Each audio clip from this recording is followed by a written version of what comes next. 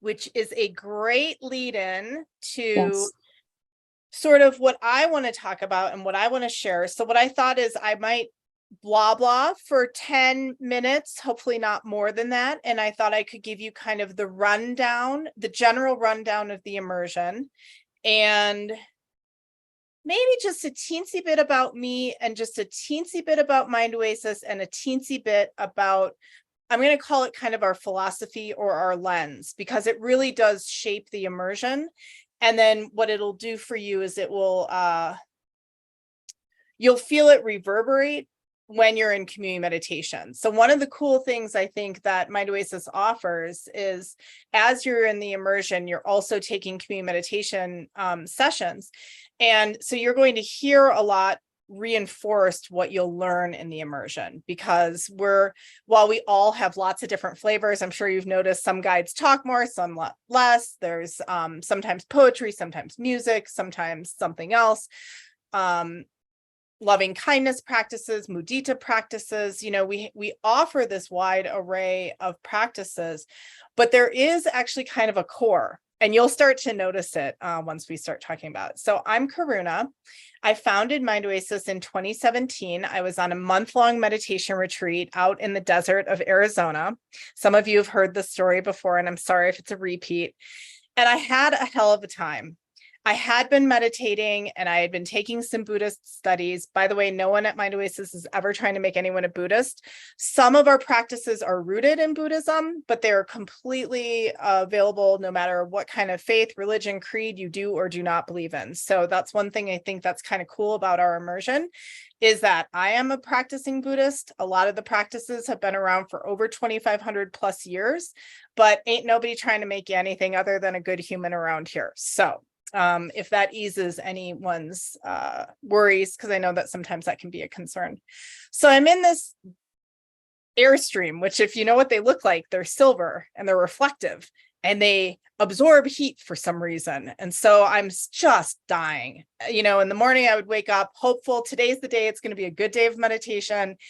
By noon, I had terrible anxiety, and by dinner time, I was just counting down until it would get dark at night so I could sleep and try again. So I really struggled during this month-long meditation retreat on my own.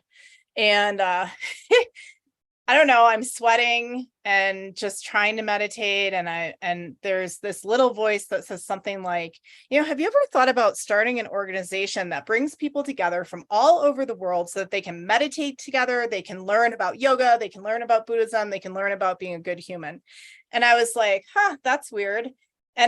And then I had something to latch onto. So for the last week of my retreat, it was awesome because I had this thing, which is not, by the way, what you're supposed to do in retreat, but this is what happened to me. And so I developed a business plan, basically in my head on a cushion, came out. I said, I want it to be a nonprofit. I want the profits to go back into the mission. I went to a bunch of people I respected, thinking one of them would say this is a terrible idea. And instead they were like, go for it. And I was like, okay, want to be on the board of directors and contribute money, which would be the first of many, many times of saying that to people all over. So that's kind of how Mind Oasis got started. I had been studying Buddhism, yoga, and meditation at that point for, let's say 5 years, maybe 7 years seriously. And then kind of after that retreat, I got more serious about my practice because I realized that while it was difficult, there was something amazing on the other side. Yeah, I think that's enough about me. That's kind of the story of Mind Oasis and the story of Karuna. And then so many of you are here because of someone who is a community meditation guide, which means at this point, I think 98% of our guides have come to us through the immersion. One of the first things that we do is we ask people if they'd like to be a guide. And that part of this immersion is training you to do so. And we've split it off into its own little module. So if you decide you don't want to be a guide, it isn't competing in any way, shape, or form. You'll still have a wonderful experience. Some of you will be hell-bent that you are not going to be a guide. You have no interest in being a guide, and just thinking about the word guide gives you a stomachache and wants to make you throw up.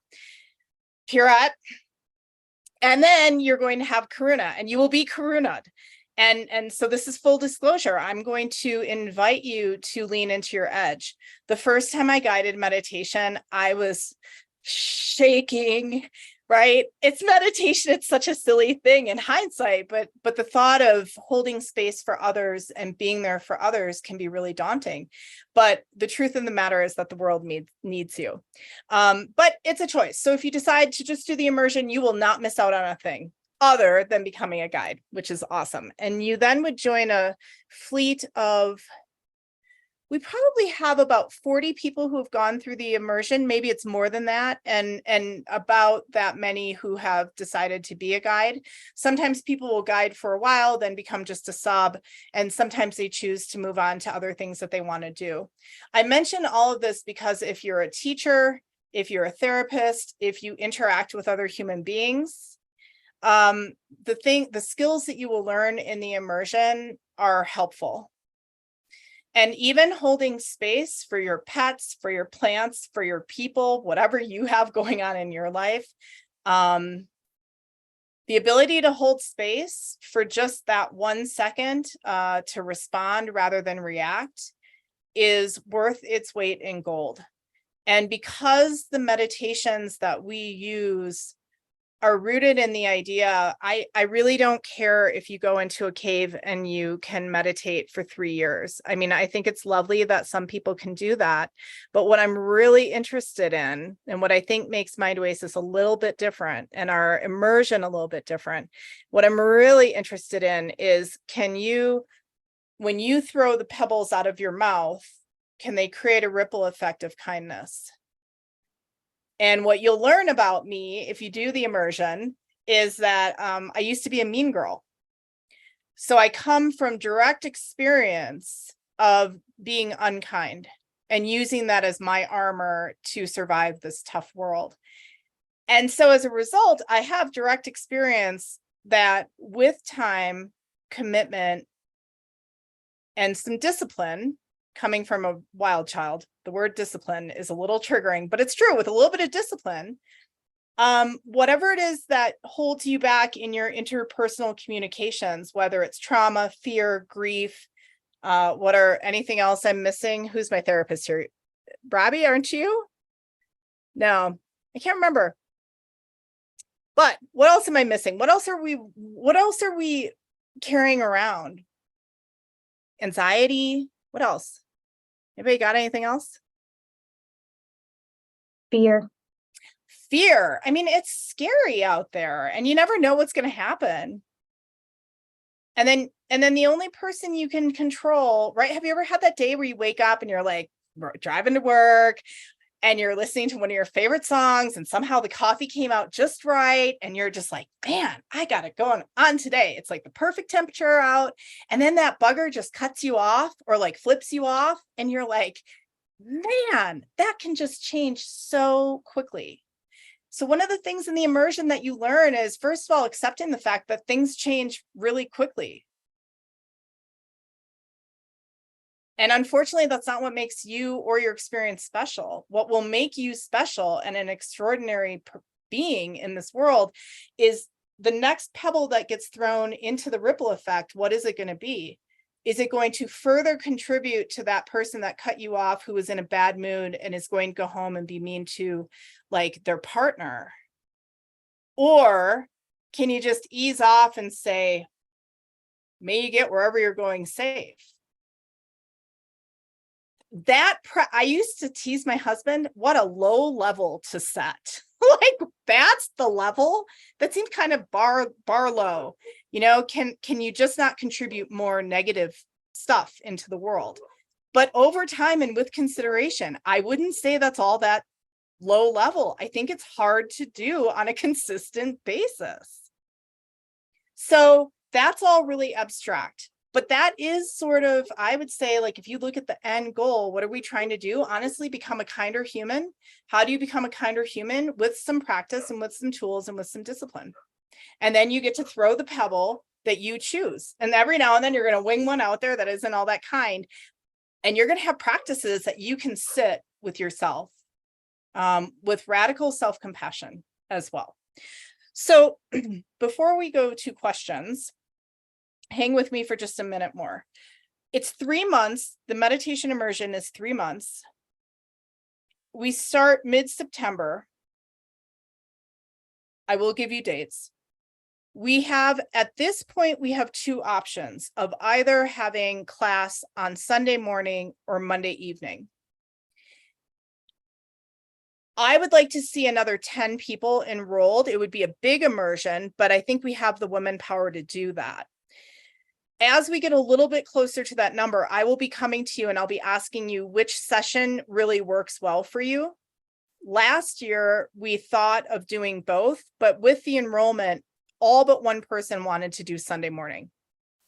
And so we'll see, but right now we have it so that we would have a Sunday morning and a Monday evening, partially because for international friends, those are times that work well. And we do have a gal from France that I'm trying to get to come to the immersion. And we have a guide last year from the UK. So it's possible and it's exciting. So let me just go down and give you exact dates. So we're starting around September 10th or 11th. And we go to December 3rd and 4th. We meet every week. You do have homework between sessions, but it's practice. One of the takeaways I hope that you'll have, I think that other people have, always feel free to ask guides about their experience. Please feel free to talk to them. They love sharing about their experience. We ask that you commit to practicing 10 minutes a day. You will get more out of this immersion if you practice 20 minutes a day. And you will get more out of this immersion if you do not practice 1 hour a day. So one of the things that we're going to talk about is how can you optimize your time on your cushion? And you're going to hear a bunch, and you're going to start really hearing it. Notice if on social media, oh, I sat for an hour. I'm always a little suspect. How much of that hour did you seriously just faff off? Because you scientifically, neurologically can kind of hold your attention for about 24 minutes. And then it's on to the next thing.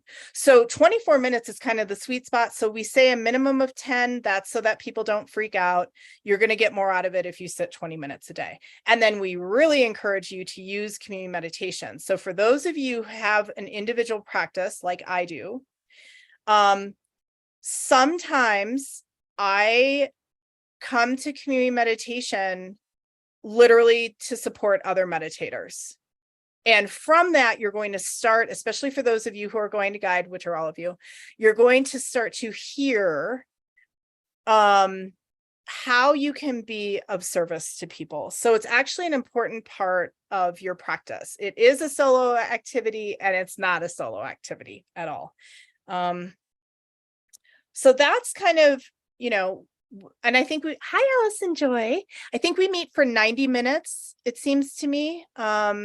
So what I ask, people know this about me who have known me for a while, I ask that you show up on time and then I will finish on time. Now I have to say a caveat because Pierrette's been with me lately and I have gone over by 1 minute a few times in the recent past.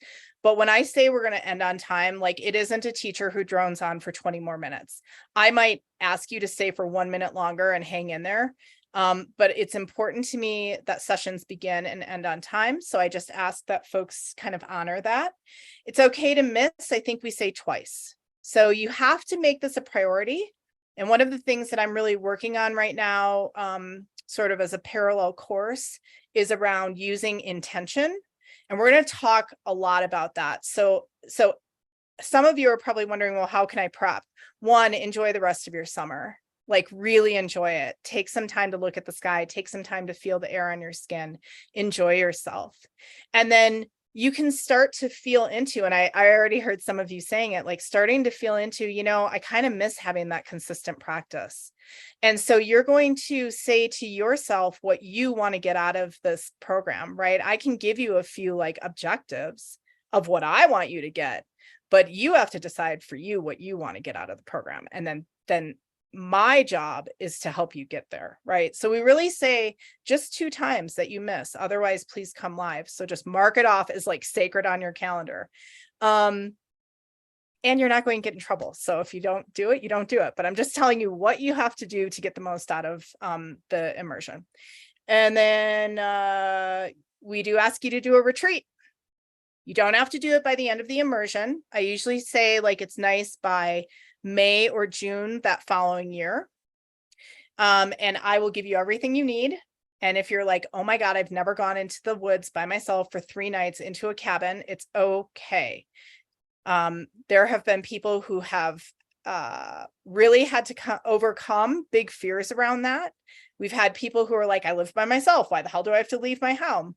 You know, so any of those like little and big concerns, just know it's going to be okay. I will be with you every step of the way. You have a lot of people with retreat experience, including Allison Joy.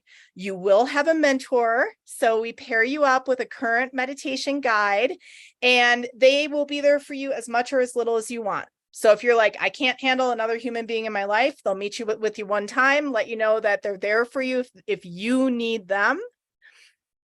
And if you're like, wow, I think you're my new BFF, you can fly and meet each other in person, right? So, and I think about the pairings that I make. So just know that. I'm here for you. Retreat, classes. Oh, and there'll be a little bit of reading, but not much actually. In fact, I don't worry about the reading so much. We use the book, The Mind Illuminated. That is one book that you will want to buy. And everyone's always like, what about Audible? I would actually say this is a physical book to buy. And it's by John Yates, who also goes by Chuladasa, which looks like Kuladasa. And if you read about him, he's interesting. Was my friend. He's passed away, and he was considered a great meditation master. He also, towards the end of his life, got kind of kooky and did some weird things. So you can find wonderful controversy on him, like most meditation teachers, but not me. So so that's the main book, and you don't have to read ahead. So like if you just order it up, just have it, because actually I'm going to have you mostly look at the interludes, and I will be teaching you the things from the early stages of the book. So you can bypass a lot of blah, blah, blah. We like to call it TMI, too much information, is like the nickname for that book, because it is wild, the download that John gave. But that's what I'm here for. So I will distill the information down for you. All right, questions. Whew. Sorry, I blah blahed at you quite a bit there.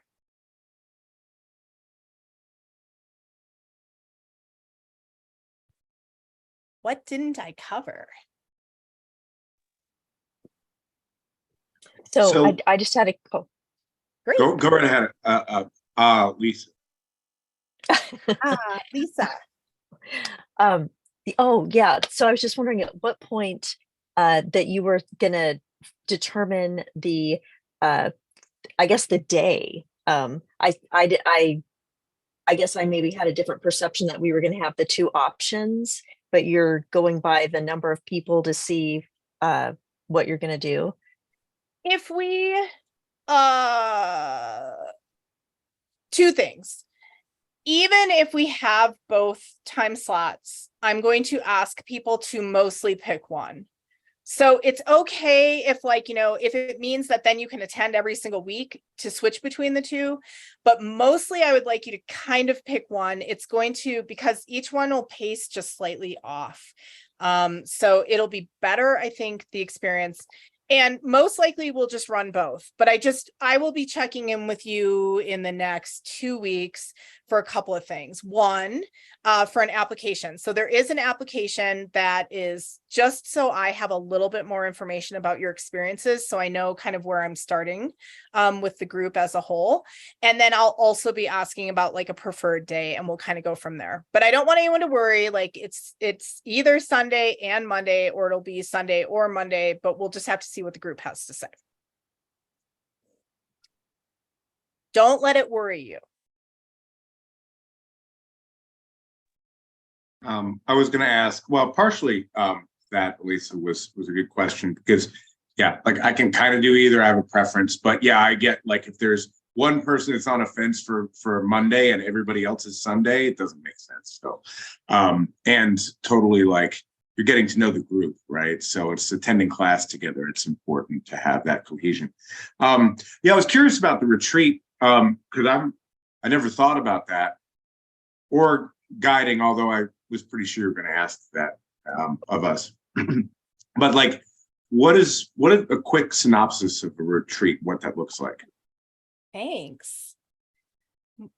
I want to put my friend Allison Joy on the spot because she's the retreat queen. I'll answer from the Mind Oasis perspective. So basically, we will ask you to go somewhere for 3 nights. You will have instructions and a schedule of everything that should happen, so you don't have to make anything up. You will probably want to bring 20 books, 18 instruments, and a partridge in a pear tree. And I am here to tell you what to bring and what not to bring. Typically you get pretty quiet. So even like music, you might decide to play a little bit in the afternoon, but like you try to actually kind of just be with you, your thoughts. Typically we say to go into nature. It's really nice if you can go to a place where people have retreated before. Being in Austin, Texas, you're very, very lucky because I have a ton of resources for you, but we have resources all over in Arizona, up in New York. And basically you will engage in a morning, an afternoon, and an evening session. You will have some experience with walking meditation so that you can get up and walk around and use that as your meditation. I will give you some recordings. So if you want a yoga nidra practice, which Charlene does on Monday evening. So if you're not familiar, go to one of Charlene's community meditation sessions. It's on Monday night because she practices yoga nidra, which usually you would like pay big bucks to go to one of those sessions. So the fact that it's part of community meditation is pretty cool. So, we'll give you some recordings. I'll give you what you're supposed to do, the retreat schedule, kind of things you might want to eat, things you wouldn't want to eat. And the point is to really get you with you. That's the point.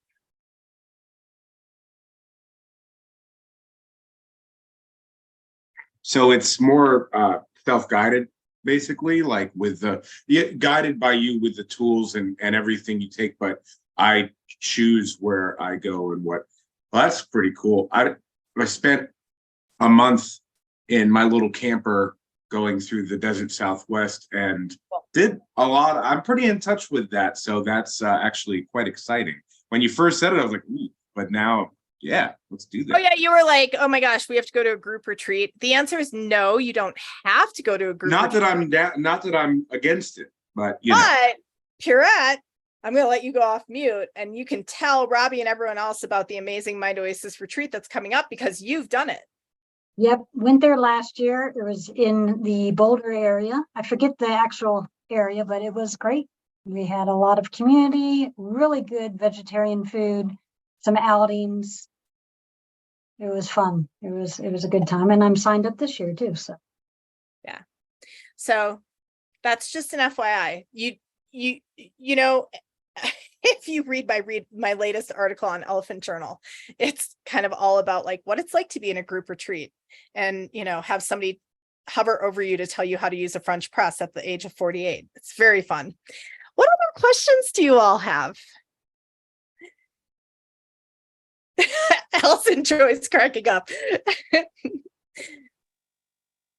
Will there be other, I don't know, other things that you'll incorporate into those 3 months? Like because you talk about other things and I'm aware of moving meditation. I did the Korean version of Tai Chi. Ooh. And so I enjoy the sitting meditation, but there's other things. So I'm just curious, in the 3 months, will there be times, I don't know, I guess I'm asking anything, like, will we write, because it's 90 minutes. So like, will there be writing or like, what other kind of things, I guess, is what. So you will have some guest teachers. And one of the first guest teachers you'll have is actually my husband, Joseph Schwartz. And what he'll do is he'll take you through the breathing apparatus and how we keep ourselves and others safe in terms of breath exercises. And hopefully he will also begin a little introduction to walking meditation. So that's where we kind of start. We start with breath and breathing, and that's Joseph. And then you're stuck with me for probably a solid 6 weeks, because it's 90 minutes, but you would be shocked at how quickly that goes. However, so the program has progressed, and I also feel that I've progressed as a teacher. I feel like in the first year or two, all my students are going to laugh. I really blah blahed a lot at you. And I feel like, with experience, that I've found how to actually lead you all in small groups to find the same knowledge, but for you to come to that conclusion for you, which of course is more powerful teaching. So there is some truly like lecture student. There's no way around it. That's the difference of an immersion. So you're going to learn some things. I had a learner last time who was very linear and block, like wanting to build. I will tell you that this training is a little bit more circular. So you're going to learn a circle, and you're going to use that week to work with that circle, and then you're going to forget it. And so then I'm going to do a review, and then we're going to learn a new circle. And then about the third circle, I'll start talking about things in circle 4 and 5. And you're going to have to hold it. Like, and that's just a good thing to know coming in. There will be times where you're going to experience a little bit of, what's it called? Dissonance, where you're learning something, but the skill to come isn't going to be there quite yet. And you're going to sit in your practice and you're going to feel that tug a little bit, but that's okay, because that's where the learning happens, right? There's that beautiful Pema quote, Pema Chodron teaching, where she like has a Venn diagram, which is really funny for Pema, but it's basically saying like, here's your comfort zone. Here's your growth zone. Here's where you're way the hell outside of it, right? And you can't learn there. You're just trying to survive. We're gonna put you in that sweet zone, that sweet spot, where there's going to be a little bit of, you might have to wait and see. And for the gal who is very linear in her learning, there is a couple of weeks where she's like, Corinna, are you even teaching us anything? And I was like, you have to trust the process a little bit.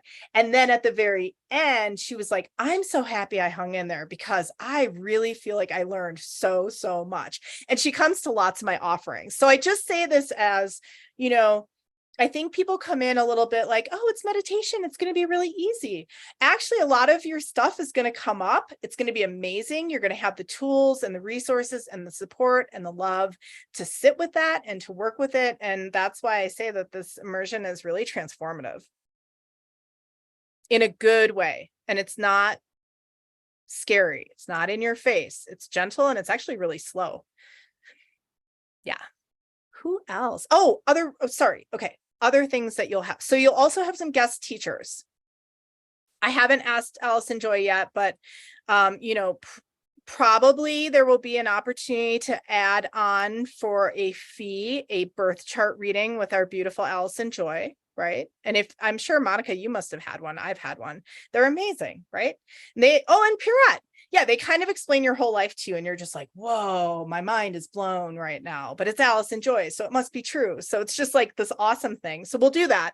Natalie Hain, I would think, will probably do some sort of Ayurveda. So talking about the makeup, the composition of your body and how that affects your meditation, particularly in retreat. So that's one thing that you'll also have. Probably Elizabeth Gomez will do something around loving kindness. So really teaching you not just how to say the words, but how to hold the space and the container to lead people in something like a loving kindness meditation. I'm trying to think what else we do. But the other thing that happens is during those 3 months, and actually starting as soon as you've signed up, if you're not a community meditation member, I enroll you. So you can start doing community meditation anytime. And a lot of our guides will be introducing you to different types of meditations. So that's the other thing that happens in those 3 months, is that our guides will see that immersion students are in their session, and they will actually modify a little bit in order to reflect what it is that we're learning about. And then I do ask for a meditation journal, but that's when everyone, like, you know, half of us go, yay, I love journaling. And the other half are like, oh, I hate journaling, right? So we'll do some journaling, and the sessions are hosted actually in the meditation center. And so there's a lot of opportunity for you all to interact with one another, written or otherwise. So that also happens. And then when we go through the teacher training to become a guide, you meet in small groups, and that's actually when people develop these like really amazing friendships. Yeah, thanks for the question. It's a good question. Anybody else?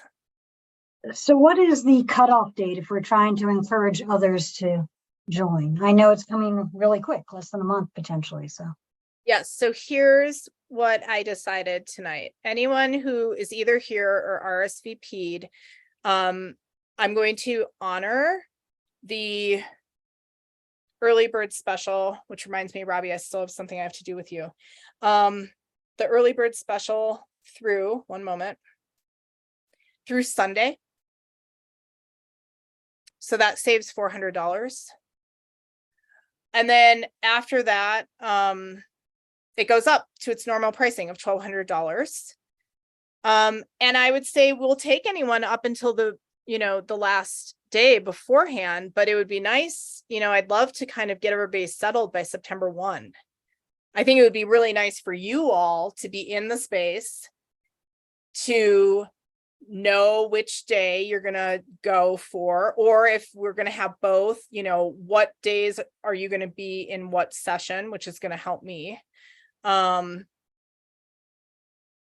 have the books, to have the application done, and to just sort of have that September 1st back to school feel. So that's what I would kind of say, Pierrette. I mean, we're not going to turn someone away, but it would be really nice. And we're not offering any more financial incentives. So, if they want to take advantage of that early bird, they could still do that through the 20th. But then after that, we're going back up. And I'll send an email to you all with the coupon code, because I have to figure out the coupon code. What other questions? Fausta, do you have anything? So it sounds really great, and I'm really excited about it. My hesitation, and this might sound really strange, but it is what it is.